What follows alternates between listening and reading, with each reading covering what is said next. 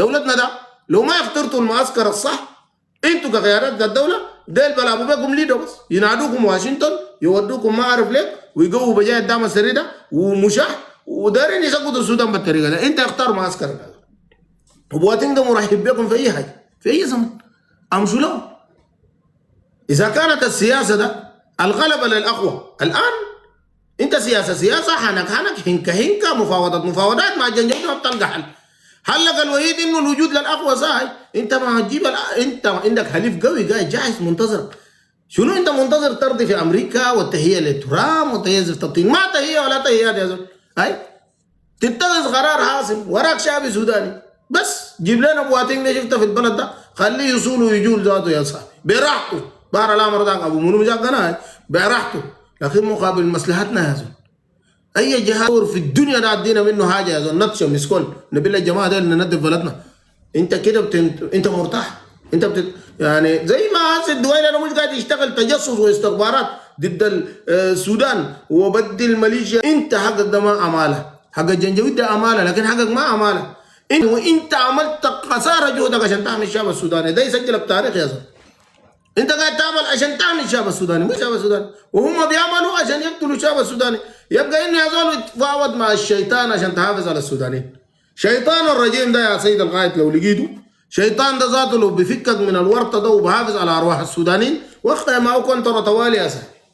والله ده الحقيقي اللي بيودي البلد ده قدامه واللي بيطلعنا من المأزق اللي نحن فيه ده رسالتنا.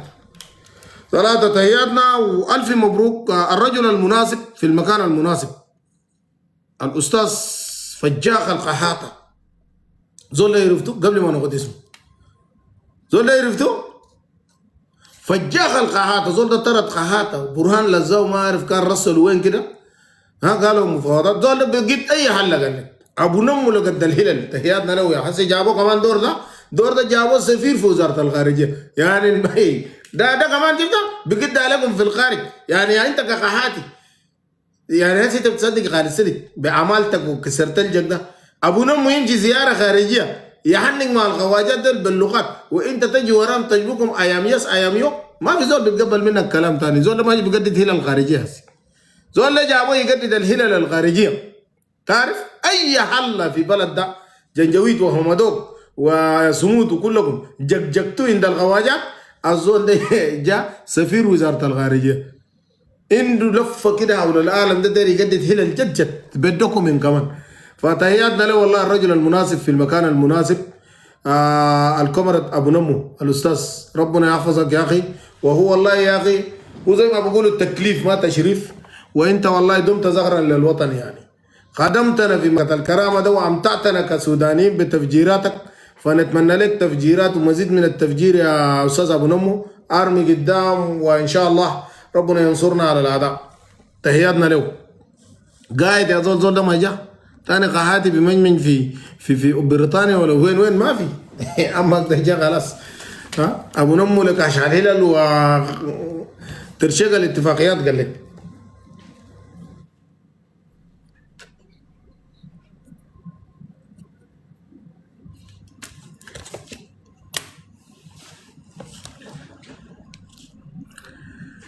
في موضوع بتاع التلفزيون الموضوع بتاع التلفزيون القومي قال لك الانفصاليين طبعا لم يومين ما ناموا. انا ما اعرف الانفصاليين ده يلقوها من انفصاليين ما قاموا من النوم لقوا اثار المبارك وناس دارفور والدبه جايطه والضجه والهيلمانه واهل الشمال بالمواكب خروف تنطح خروف ما طلعوا من الصدمه داك جا لقوا بيبي ذاته امسوبي الدبدوبي ابو النصب جا لقاني انا ذاته في التلفزيون السودان ولقى لك شخصيات كده وما ده ذاته هو التلفزيون ده ذاته ما حق ابو زول ما ده حق السودان يعني هنا شنو بوكو ما شغل ده ذاته مفترض يتشكل ذاته والشغل لازم يكون كشكول. هاي انت يا اخي تلفزيون السودان من جد ما بيجيب ناس معينين لغايه العالم برا ذاته يعني بقينا نقول السودانيين بنكرونا يا زلمه. زول ازرق زي ما سوداني بقول لانه ما يوم ما شافوا النونه دين. التلفزيون لازم يعني كل الهويه السودانيه ده تجيبهم في الشاشه. هسه انا جيت في الشاشه ده بمزاج بيستاهل كزول سوداني يعني وناشدنا مظاهرتنا ونجحنا مظاهرتنا ها فانا الليله نقول لكم نتطارس شويه. انا والله فرحان يا فرحان انه انا الليله شاوزه. قال لك باريس مرقت، ها هولندا برا مرقت، دنقله مرقت، شماليه مرقت، دارو مرقت، ها نحن مرقنا ضد الجنج الغرب بلدنا. كوزونغو يي بنغالي بقى، ها قال لك نحن مرقنا ضد الجنج الغرب بلدنا. هل جيتونا كيف؟ يا غالي الله يدركم يا سودانيين، والله يعزكم دنيا واخره، والله يطفركم عافيه دفس زي ما بقول قريبي كده كان قاعد في التيك توك ده. فانتم متاتوا الناس. شوف الله هذا كيف كان يا قلبك هاخد يا الاولاد دارفور ما يطلعوا. ما نطلع انا نطلع ذات وانا كمان طلعنا يطلع من ها ده برج ايفل في بقى كده يوم ما جوزات برج ايفل من امام برج ايفل على السودان يرفرف. شايف انا نديك اللوهات الليله رسموا السودانيين في العالم ده. كشف بس تكشف بس وانا تعليم والتهيئه لك عندك بلادي يا اخي. والله في نسوان في السودان قالوا بيك دايزنا تعليم، ها بيك دايزنا واطفالنا قال لهم انا تعليم يا عنصريين. كشف بس انت شفت حاجه؟ ها كشف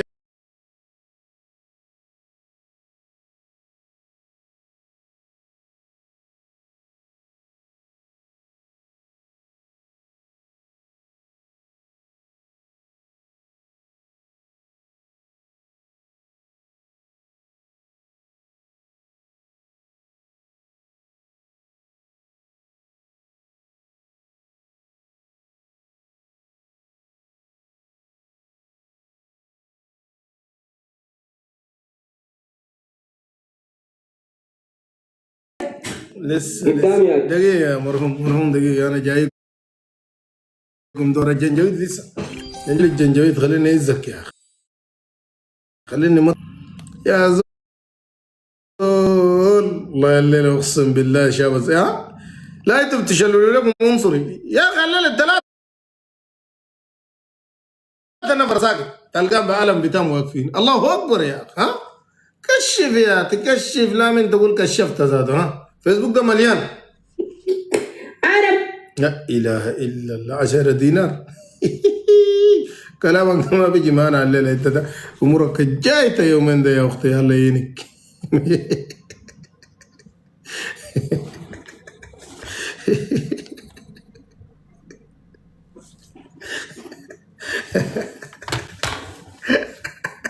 لا انت تجنن ما بيجيني يا جياش. ها او يا زول دم الابرياء ده صعب يا زول. يا أخ فتحياتنا لكم يا أخ بعيدا عن أي حاجة كده. شكرا جزيلا لكل زول ساهم وساند وقف.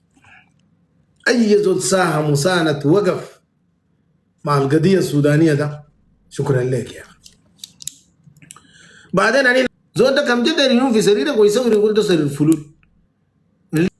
كم لقى زرع قدر يحرقه، كم لقى مالك قدر ياكله، كم لقاك انت داري هنا ويزلك. يبقى انه معركه وجوديه ما تهديد في وجودنا بس كده. انا اسالك سؤال. دوله السودان ده حفظهم الله ورعاهم الشعب الاسمر الجميل ده، ها عزه دي اخر الزمان تجي تحددها الدويله امورها. مدرسه دارفور الثانويه في فاشر السلطان اقسم بالله مدرسة دارفور الثانوية بنين DSS دارفور سكندرز سكول فروم بويز اللي انا قريت فيه تاريخه اكبر من دولة. ها مستشفى الدايات مش انا ما بتكلم لك عن الآسمة القومية، خلي تطور الآسمة ده حاجات في دارفور يعني قابلات بتاعت الفاشل اقدم من اقسم بالله العظيم.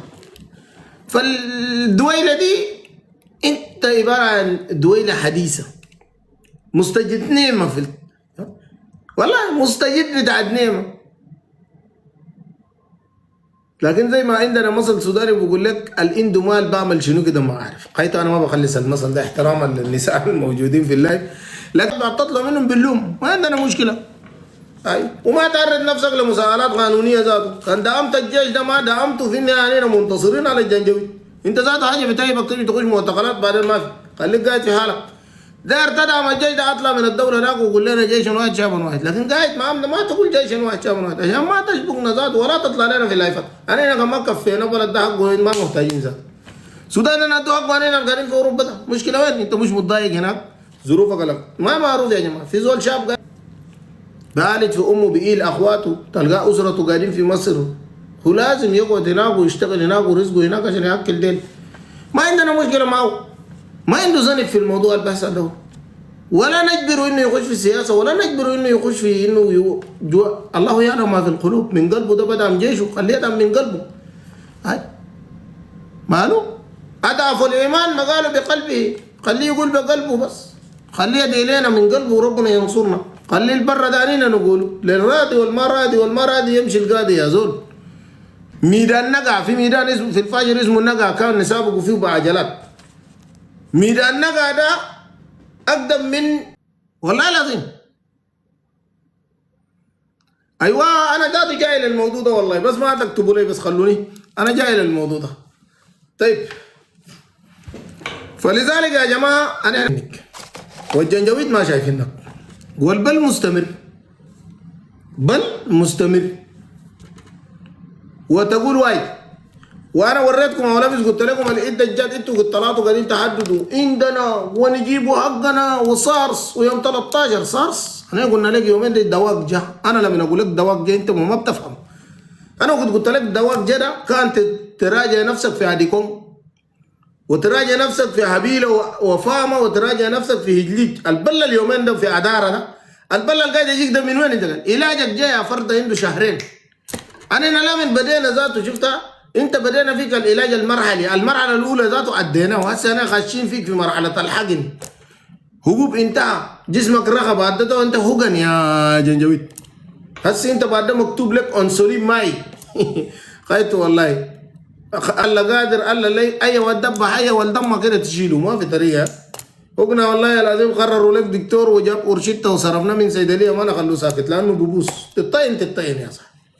جنجويد دخلنا لك في مرحله ثانيه انت ما عندك خبر. فالله يحفظ القوات المسلحه والمشتركه وفي اليومين الجاي ان شاء الله تشوف البلد. انت جيت تحدي تقوم ثاني هنا صارس ها صارس وانت دوينه ذاته جينا منكم يا دول. انتوا كمان منكم صارس قروش الصارصه تجيبوا تفكوا لنا علينا ويفشل ده. قروش ده امشوا على جيبوا كوسه قاعدين يسرقوا دكاك الناس. يا خلق الله عليك دينك الناس من شده ما طول السودان ده شللتوا يا الناس الاف مؤلفه اكل باكلوا ما عندهم جطلوا نهب وسوق يا اخي. كوسه حسانين 3 تجار تلفونات في نياله يا اخي وسارقين 250 تلفون من دكان زول واحد.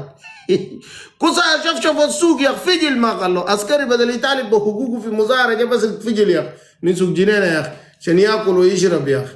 ها والله العظيم